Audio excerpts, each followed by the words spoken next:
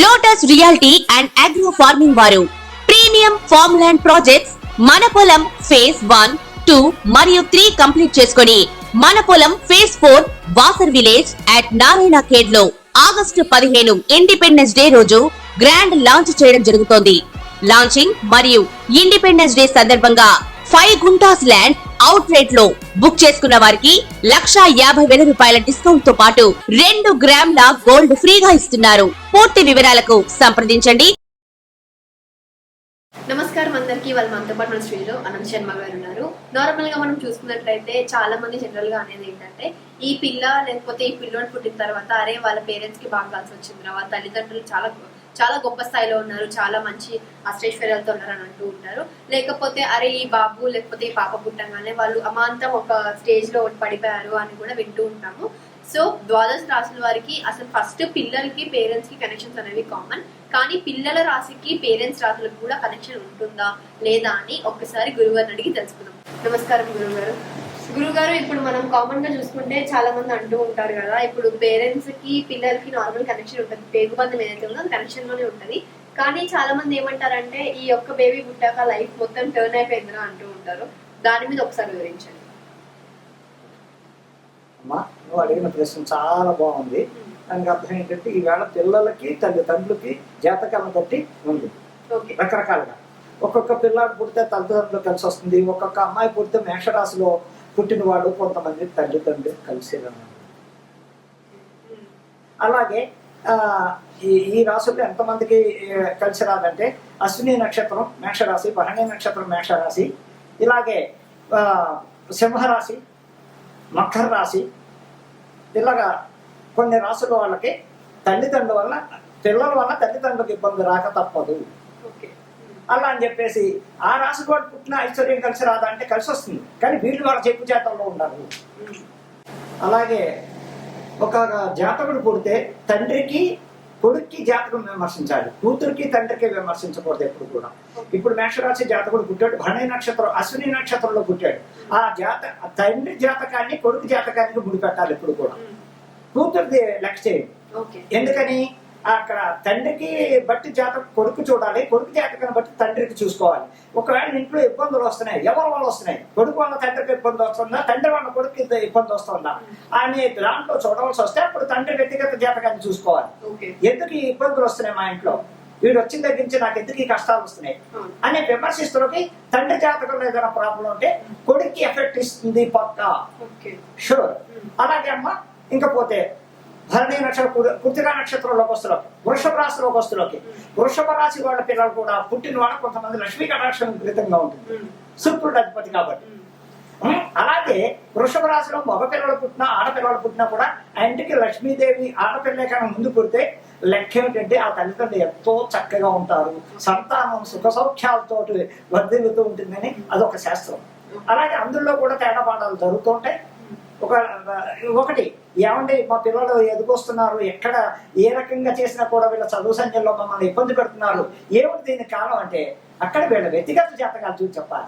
ఎలాగా నా కొడుకు ఎదుకొచ్చాడు, చదవడు పెంకుదానంగా రోడ్ల మీద తిరుగుతున్నాడు అంట్లోకి అక్కడ జాతకానికి వెళ్ళిపోవాలి. ఆయన పుట్టిన టైం డేట్ ఆఫ్ బర్త్ చూసి చక్రం చూసి ఏం నడుస్తుంది, సరే మహాదశ, రావు మహాదశ, చంద్ర మహాదశ, లేకపోతే శుక్ర మహాదశ, గురు మహాదశ, ఇన్ని రాశుల్లో ఏ దశల్లో ఈ అబ్బాయికి తల్లిదండ్రులకు ఇబ్బంది పడుతుందంటే 3 వాట్లకి ఇబ్బంది కలుగుతుంది. ఏమిటయ్యా, శని మహాదశలో చాలా ట్రబుల్ పడతారు తల్లిదండ్రులు కొడుకు జాతకంలో.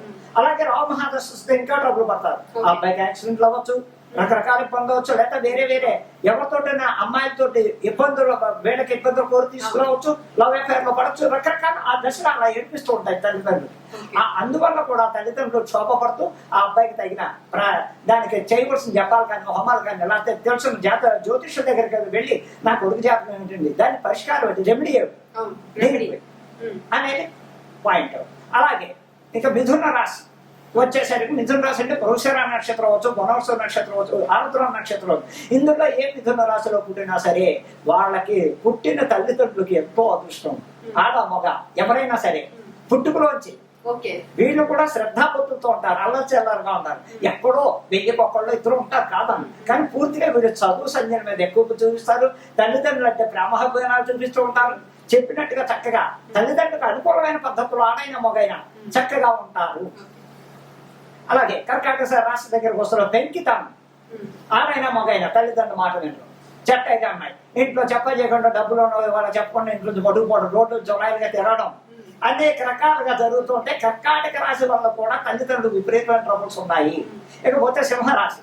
సింహరాశి మకా నక్షత్రం 4 పాదాలు, పుబ్బా నక్షత్రం 4 పాదాలు, ఉత్తర 1వ పాదం దాకా కూడా సింహరాశి. కానీ మకా నక్షత్రం సింహరాశికి తేడా, పుబ్బా నక్షత్రానికి తేడాలో మకా నక్షత్రం వాళ్ళు దారి లేదు.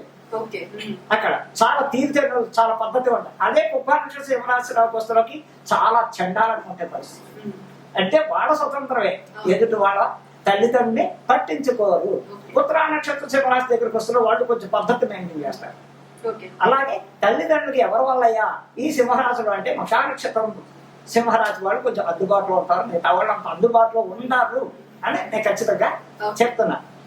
ఇంకపోతే సింహం కన్యా రాశిలో కూడా పిల్లలు బుధుడు అధిపతి అయిన వాళ్ళు కూడా చాలా పద్ధతిగా ఉంటారు, చాలా చక్కగా చదువు సంధ్యలో కానీ అన్నింటిలో వృద్ధిలోకి వస్తుంటారు. మధ్యలో దశలు వల్ల రాహు దశో, సింహదశో, కుజమహాదశో వచ్చిన వల్ల కొంచెం ఇబ్బందులు పడుతూ ఉంటారు. కానీ తల్లిదండ్రులకు ప్రాబ్లమ్స్ రావు. ఇంకా తులారాశి వాళ్ళు పిల్లలు ఆడైనా మొగైనా ఇంకా అదే ఆడపిల్ల పుడితే ఆ ఇంట్లో భోగభాగ్యం. కానీ చిన్నప్పటి నుంచి తల్లిదండ్రులు ఇబ్బందుల్లో ఉంటారు ఆ రాశి వాళ్ళకి. అర్థమైందమ్మా? కానీ వీళ్ళే ఆడపిల్లైనా మొగరాయినా కష్టపడి తల్లిదండ్రులను ఆదుకుంటుంది, అన్నా చెల్లెళ్ళు ఆదుకుంటుంది, తమ్ముడు ఉంటే తమ్ముడిని ఆదుకుంటుంది, కష్టపడి పైకి తీసుకొస్తారు. తులారాశి వాళ్ళు ఆడపిల్ల అవుతాయి. అలాగే మగవాడైనా సరే స్వాతి నక్షత్రం తులారాశిలో పుట్టిన వాళ్ళకి రాహు అధిపతి దొరకాలి. అదే విశాఖ నక్షత్రం తులారాశిలో పుట్టిన వాళ్ళకి గురువు అధిపతి. అలాగే కానీ ఏదేమైనా తులారాశి వాళ్ళకి హెల్పింగ్ ఎక్కువ ఉంటుంది, నా బంధుత్వం అనేది ఎక్కువ వాళ్ళకు ఉంటుంది వాళ్ళలో. ఇంకా పోతే అక్కడికాయ తులారాశి. వృశ్చిక రాశి వాళ్ళు స్వార్థపరులు, స్వార్థం ఎక్కువ.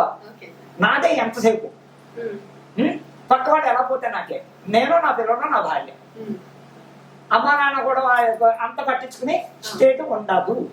వృశ్చిక రాశి ఎక్కడ దాకా అనురాధ వృశ్చిక రాశి, విశాఖ వృశ్చిక రాశి, అలాగే జ్యేష్ఠ నక్షత్రం వృశ్చిక రాశి. అలాంటి వాళ్ళంతా వాళ్ళు స్వార్థం చూసుకుంటారు. అలా అని చెప్పి వాళ్ళకి ఇద్దరు అని చెయ్యరు, కానీ పెద్ద పట్టించుకోరు. అంతసేపు ఎంత వాళ్ళ కుటుంబం నలుగురే వాళ్ళలో వాళ్ళు ఆ స్వార్థంగా ఉంటారు. ధనుసు రాశి చాలా పద్ధతైనగా ఉంటారు. అందులో మొండితనాలు ఉంటారు. మొండితనం ఉన్నప్పటికీ కూడా ఒకళ్ళ హాని చేయరు, ఉపకారస్తులే కానీ అపకారం చేయరు. ఎందుకని గురువు అధిపతి ఉన్నవాళ్ళు, బుధుడు అధిపతి ఉన్నవాళ్ళు, శుక్రుడు అధిపతి ఉన్నవాళ్ళు ఎదుటి వాళ్ళు మేలు కోరుకుంటారు. ఫస్ట్ వాడికి జేబులో రూపాయిందా లేదా, అయ్యో వాడికి అన్నం తిన్నాడా లేదా అని ఆలోచిస్తాడే కానీ వాడు స్వార్థం కోరుకోరు. ఇలాగుంటుంది ఏమా. ఇంకా పోతే తల్లిదండ్రులకి వీళ్ళు కూడా బాగా ఉపయోగపడతారు, తల్లిదండ్రులకి ఉపయోగపడతారు. అలాంటి అదేంటంటే మాకు తెలిసిన వాళ్ళు చాలా మంది ధనుసు రాశి వాళ్ళు వాళ్ళ అమ్మని ఇబ్బందులు పెడుతున్నారు. నేను ఎంతో మందిని చూసేవాళ్ళని అంటే అనొచ్చు కాదని నేను దానికి అక్కడ పాపం పిల్లలకో తల్లిదండ్రులకో దశలోనో ఎందులోనో ప్రాబ్లం వచ్చినప్పుడు అప్పుడు తప్పకుండా ప్రాబ్లం అనేది వస్తుంది, వచ్చి తీరుతుంది. అలాగే ఇంకా మకర రాశి లేకపోతే శని వాళ్ళు ఎలా ఉంటారంటే మొండి జగమొండి వాళ్ళే కానీ శ్రవణ నక్షత్రం మకర రాశి, ధనిష్ట నక్షత్రం మకర రాశి, వీళ్ళంతా పూర్వాషాఢం ఉత్తరాషాఢ నక్షత్రం మకర రాశి వాళ్ళు వీళ్ళంతా ఎలా ఉంటారంటే మొండి జగముండి. వాళ్ళ చూస్తేనే అమ్మ చెప్పింది నాన్న చెప్పారు ఇంకో లెటర్ వాళ్ళు అనుకోవడం అయిపోవాలి. అక్కడ ఏదైనా వీళ్ళ తప్పు చేసి కూడా వాళ్ళ అమ్మ మీద నాన్న మీద అడుగుతారు, నీ వాళ్ళే మాకు వచ్చింది నేనేం తప్పు చేశానని అంటారే కానీ వాళ్ళు నిజగొప్పుకోరు.